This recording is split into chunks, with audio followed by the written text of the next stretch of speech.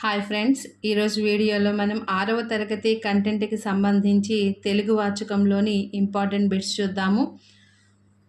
Telugu వాచకంలోని important bits: అమ్మ హృది అనురాగము తర్వాత గేయ పదాన్ని గుర్తించండి.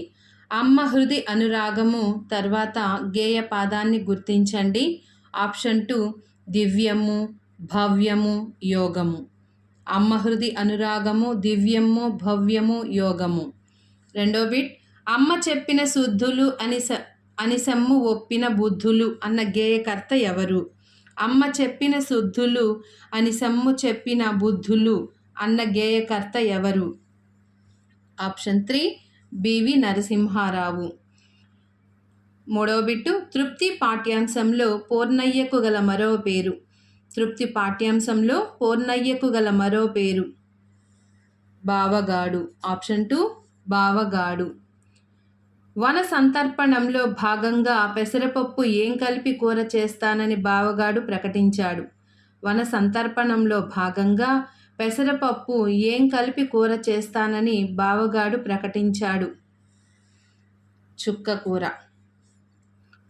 ఆప్షన్ 3 చుక్క కూర. ఐదో బిట్టు: పూర్ణయ్య పాత్ర ద్వారా నిజమైన తృప్తిని తెలియచేసిన రచయిత ఎవరు? పూర్ణయ్య పాత్ర ద్వారా నిజమైన తృప్తిని తెలియచేసిన రచయిత ఎవరు? 4 సత్యం శంకరమంచి. సత్యం శంకరమంచి. ఆరవ బిట్టు: ఒక హల్లుకు వేరొక హల్లు ఒత్తుగా వచ్చి చేరితే డాష్ అంటారు. ఒక హల్లుకు వేరొక హల్లు ఒత్తుగా వచ్చి చేరితే డాష్ అంటారు. సంయుక్తము. ఒక హల్లుకు వేరొక హల్లు ఒత్తుగా వచ్చి చేరితే దానిని సంయుక్తాక్షరం అంటాము. అదే హల్లు ఒక హల్లుకు అదే హల్లు ఒత్తుగా వచ్చి చేరితే ద్విత్వము అంటాము. ఒక హల్లుకు 2 వేరువేరు హల్లులు ఒత్తుగా వచ్చి చేరితే దానిని సంశ్లేషాక్షరము అంటాము. ఇక్కడ ఇవ్వబడిన ప్రశ్న: ఒక హల్లుకు వేరొక హల్లు ఒత్తుగా వచ్చి చేరితే దానిని సంయుక్తాక్షరము అంటాము. ఏడవ బిట్టు: పూర్ణయ్య పదంలో గల వర్ణ అక్షరాన్ని గుర్తించండి. పూర్ణయ్య పదంలో గల వర్ణ అక్షరాన్ని గుర్తించండి. పూర్ణయ్య సంయుక్తాక్షరము. సంయుక్తాక్షరములు. ఎనిమిదవ బిట్టు: నాథ, ఇన్ని కష్టాలు పడుతున్నాం కదా, చిన్ననాటి మీ స్నేహితుడు శ్రీకృష్ణుడు ఉన్నాడు కదా, ఆయనను సహాయం అడగండి అని చెప్పింది. ఇది ఏ రకమైన వాక్యం? నాథ, ఇన్ని కష్టాలు పడుతున్నాం కదా, చిన్ననాటి మీ స్నేహితుడు శ్రీకృష్ణుడు ఉన్నాడు కదా, ఆయనను సహాయం అడగండి అని చెప్పింది. ఇది ఏ రకమైన వాక్యం? ప్రత్యక్ష వాక్యం. 9వ బిట్టు: అమ్మఒడి పాఠ్యాంశంలో దైవమ్మ కంటే త్వరపడి అమ్మ ఏమి చూపును అని కవి చెప్పాడు. అమ్మఒడి పాఠ్యాంశంలో దైవమ్మ కంటే త్వరపడి అమ్మ ఏమి చూపును అని కవి చెప్పాడు. వరవడి చూపును. దైవమ్మ కంటే త్వరపడి అమ్మ వరవడి చూపును అని కవి చెప్పాడు.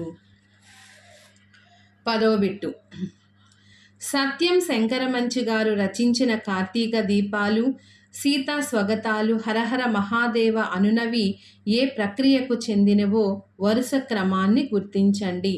సత్యం శంకరమంచి గారు రచించిన కార్తీక దీపాలు, సీతా స్వగతాలు, హరహర మహాదేవ అనునవి ఏ ప్రక్రియలకు చెందినవో వరుస క్రమాన్ని గుర్తించండి. కార్తీక దీపాలు ఏ ప్రక్రియ, సీతా స్వగతాలు ఏ ప్రక్రియ, హరహర మహాదేవ ఏ ప్రక్రియ మనము వరుస క్రమాన్ని గుర్తించాలి. కథా సంపుటి, నవల, నాటకం. కథా సంపుటి, నవల, నాటకం. 11వ బిట్టు: ఏమి మహిమంబు గలదో నీ నామమందు బాపు అని పేరు, సాటి వచ్చుడు వేరొక్క మాట గలదే అంటూ గాంధీజీ గురించి కవిత రాసిన కవి ఎవరు? ఏమి మహిమంబు గలదో నీ నామమందు బాపు అని పేరు, సాటి వచ్చుడు వేరొక్క మాట గలదే అంటూ గాంధీజీ గురించి కవిత రాసిన కవి ఎవరు? నాళం కృష్ణారావు గారు. నాళం కృష్ణారావు గారు. వర్గయుక్కులు అని వేటిని అంటారు? వర్గయుక్కులు అని వేటిని అంటారు? కింద చూడండి, ఒత్తు అక్షరాలు ఉన్నాయి చూడండి. ఎలా పలకాలి వర్గయుక్కుల్ని? ఖ, ఛ, ఠ, థ, ఫ వీటిల్ని వర్గయుక్కులు అంటారు. 13వ బిట్టు అనునాసికం మరియు మూర్ధన్య లక్షణాలు గల అక్షరాన్ని గుర్తించండి. అనునాసికం మరియు మూర్ధన్య లక్షణాలు గల అక్షరాన్ని గుర్తించండి.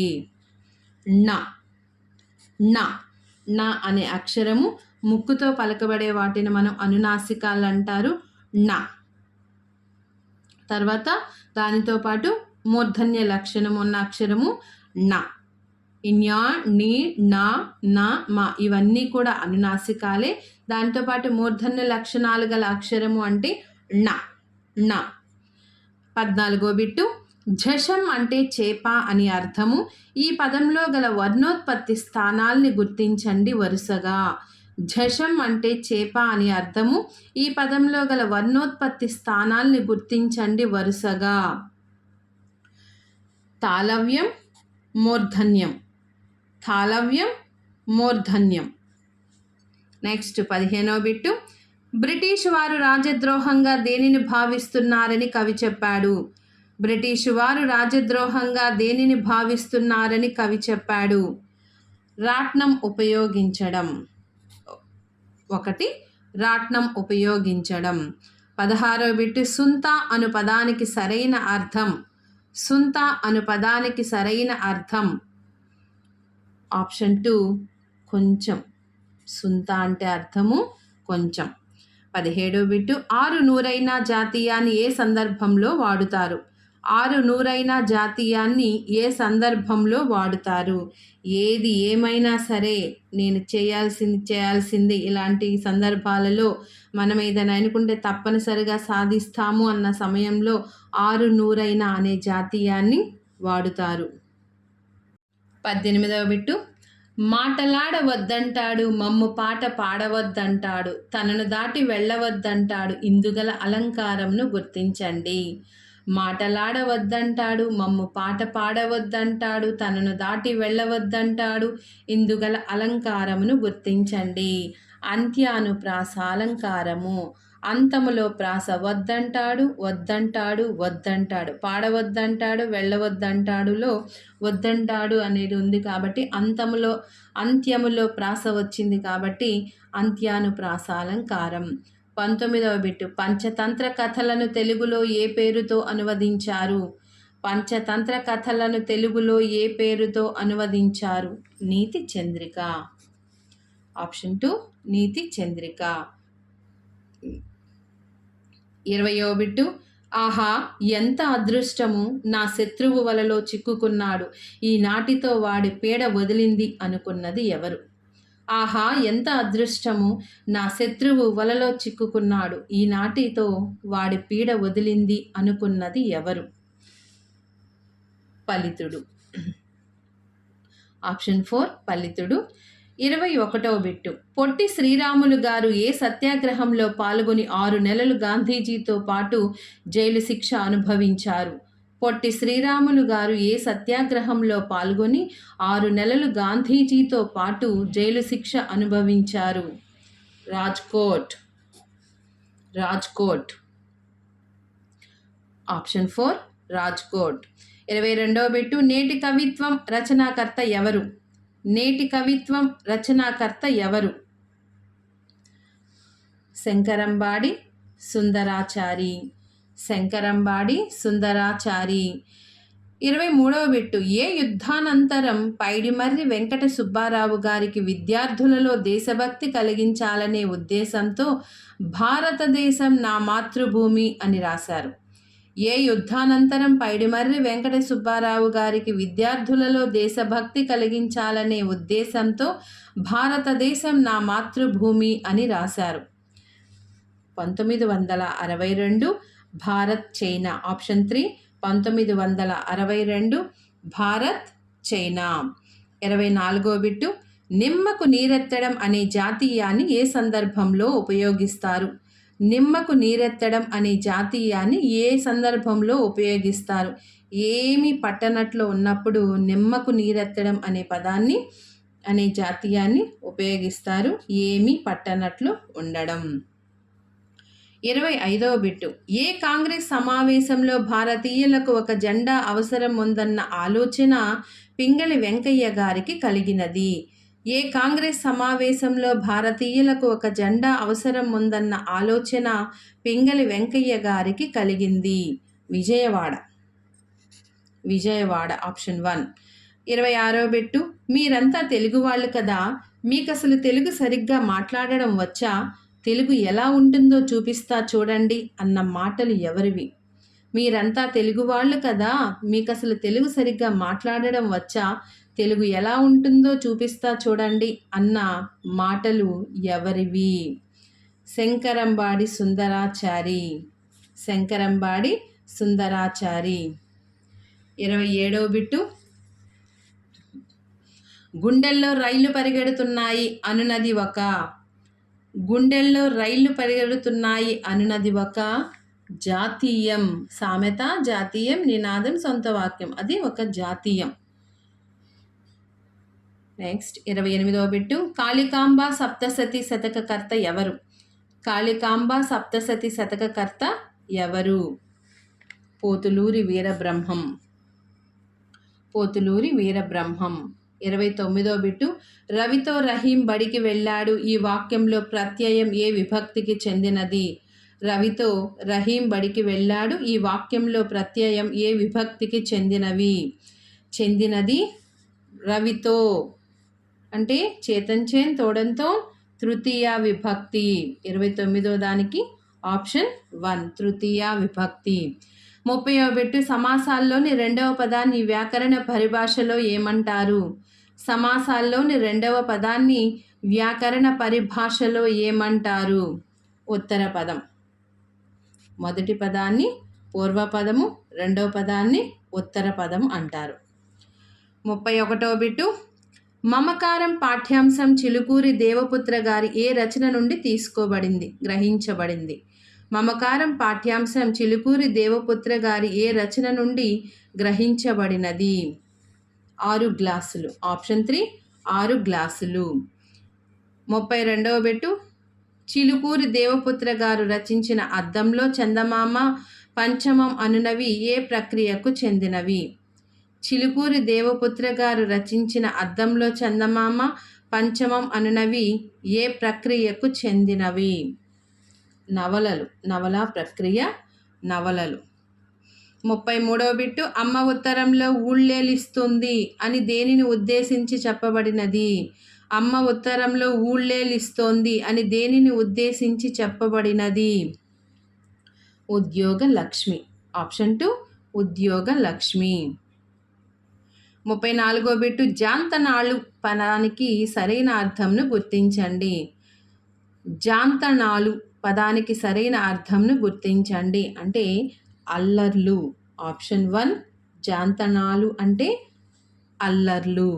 35వ బిట్టు. మేలుకొలుపు పాఠ్యాంశంలో భారత మాతను కవి దేనితో పోల్చాడు? మేలుకొలుపు పాఠ్యాంశంలో భారత మాతను కవి దేనితో పోల్చాడు? పారిజాత వృక్షం. పారిజాత వృక్షం. 36వ బిట్టు. మేలుకొలుపు పాఠ్యాంశం యొక్క ఉద్దేశం ఏమిటి? మేలుకొలుపు పాఠ్యాంశం యొక్క ఉద్దేశం ఏమిటి? స్వాతంత్రానికి ముందు నిమ్న జాతుల పరిస్థితి. ఆప్షన్ 1 స్వాతంత్రానికి ముందు నిమ్న జాతుల పరిస్థితి. 37వ బిట్టు. అస్పృశ్యత బడబానల జ్వాల దిగంత భూములకు జల్లారు వరకు. అస్పృశ్యత బడబానల జ్వాల దిగంత భూములకు జల్లారు వరకు ఈ వాక్యం నందుగల అలంకారమును గుర్తించండి. రూపకాలంకారము. ఉపమాన ఉపమేయములకు అభేదం లేదు అని చెప్పడం రూపకాలంకారము. 38వ బిట్టు. గుడిపాటి వెంకటాచలం గారికి సంబంధించి సరికాని అంశాన్ని గుర్తించండి. గుడిపాటి వెంకటాచలం గారికి సంబంధించి సరికాని అంశాన్ని గుర్తించండి. అన్ని సాహిత్య ప్రక్రియలలోనూ విస్తృతంగా రచనలు చేశారు. ఈ అంశం సరికాదు. 39వ బిట్టు. భరతమాత కవులను కన్నది, భరతమాత కవులను పెంచింది సంశ్లిష్ట వాక్యంగా మార్చి రాయండి. భరతమాత కవులను కన్నది, భరతమాత కవులను పెంచింది సంశ్లిష్ట వాక్యంగా మార్చి రాయండి. భరతమాత కవులను కని పెంచింది. భరతమాత కవులను కని పెంచింది. ఆప్షన్ 2. 40వ బిట్టు. ధర్మ నిర్ణయం పాఠ్యాంశంలో గల ఇతివృత్తంను గుర్తించండి. ధర్మ నిర్ణయం పాఠ్యాంశంలో గల ఇతివృత్తంను గుర్తించండి. ఆప్షన్ 4. స్థల పురాణం. స్థల పురాణం. 41వ బిట్టు. ద్విగు సమాసంలో ఉత్తర పదం దేనిని సూచిస్తోంది? ద్విగు సమాసంలో ఉత్తర పదం దేనిని సూచిస్తోంది? నామవాచకం. పూర్వపదమేమో సంఖ్యను, ఉత్తర పదమేమో నామవాచకాన్ని సూచిస్తుంది. Next 42వ bit. శారద సంగీతం నేర్చుకుంది, శారద నాట్యం నేర్చుకుంది సంయుక్త వాక్యంగా మార్చి రాయండి. శారద సంగీతం నేర్చుకుంది, శారద నాట్యం నేర్చుకుంది సంయుక్తంగా వాక్యంగా మార్చి రాస్తే శారద సంగీతము, నాట్యము నేర్చుకుంది. ఆప్షన్ 1 శారద సంగీతం, నాట్యం నేర్చుకుంది. 43వ బిట్టు. ధర్మ నిర్ణయం పాఠ్యభాగ ప్రధాన ఉద్దేశం ఏమిటి? ధర్మ నిర్ణయం పాఠ్యభాగ ప్రధాన ఉద్దేశం ఏమిటి? మాధవ వర్మ ధర్మ నిరతిని తెలపడం. ఆప్షన్ 4 మాధవ వర్మ ధర్మ నిరతిని తెలపడం. 44వ బిట్టు. ఓ రాజా, నాకు ఇతడొక్కడే కొడుకు, మా కుటుంబానికి ఇతడే ఆధారం. ఇది ఏ రకమైన వాక్యం? ఓ రాజా, నాకు ఇతడొక్కడే కొడుకు, మా కుటుంబానికి ఇతడే ఆధారం. ఇది ఏ రకమైన వాక్యం? ప్రత్యక్ష వాక్యం. ప్రత్యక్ష వాక్యం. 45వ బిట్టు. త్రిజట స్వప్నం పాఠ్యాంశం మొల్ల రాసిన రామాయణంలో ఏ కాండ నుంచి గ్రహించబడినది? త్రిజట స్వప్నం పాఠ్యాంశం మొల్ల రాసిన రామాయణంలో సుందరకాండ నుంచి గ్రహించబడినది. సుందరకాండ. 46వ బిట్టు. పిచ్చుక నేర్పిన పాఠంనకు సంబంధించిన అంశాన్ని గుర్తించండి. పిచ్చుక నేర్పిన పాఠంనకు సంబంధించిన అంశాన్ని గుర్తించండి. వ్యక్తిత్వ వికాసం. ఆప్షన్ 1 వ్యక్తిత్వ వికాసం. 47వ బిట్టు. డూడు బసవన్న పాఠ్యాంశం ఈ పుస్తకం నుంచి తీసుకోబడినది. డూడు బసవన్న పాఠ్యాంశం ఈ పుస్తకం నుంచి తీసుకోబడినది. జీవన సమరం. ఆప్షన్ 1 జీవన సమరం. ఎంత మంచి వాడమ్మా యాడకి పోయినాడమ్మా అని పాడుకుంటూ నిరాడంబర జీవన శైలిలో సాక్షాత్కరించు కష్టజీవులు ఎవరు? ఎంత మంచి వాడమ్మా యాడకి పోయినాడమ్మా అని పాడుకుంటూ నిరాడంబర జీవన శైలిలో సాక్షాత్కరించు కష్టజీవులు ఎవరు? యానాదులు. ఆప్షన్ 3 యానాదులు. 49వ బిట్టు. ప్రభువు గారికి దన్నం పెట్టు, పాదం వంచి దన్నం పెట్టు, చాటెడు గింజలు ఇస్తారంటూ చారెడు నూకలు ఇస్తారంటూ ఇందుగల అలంకారమును గుర్తించండి. ప్రభువు గారికి దన్నం పెట్టు, పాదం వంచి దన్నం పెట్టు, చాటెడు గింజలు ఇస్తారంటూ చారెడు రూకలు ఇస్తారంటూ ఇందుగల అలంకారమును గుర్తించండి. అంత్యానుప్రాస అలంకారము. అంతములో ప్రాస వచ్చింది చూడండి. బెట్టు బెట్టు టు టు కాబట్టి అంత్యానుప్రాస అలంకారము. 50వ బిట్టు. కురవంచి ప్రస్తుతం ఏ కళారూపంగా మారింది? కురవంచి ప్రస్తుతం ఏ కళారూపంగా మారింది? ఎరుక చెప్పే సోదే. ఆప్షన్ 3 ఎరుక చెప్పే సోదే.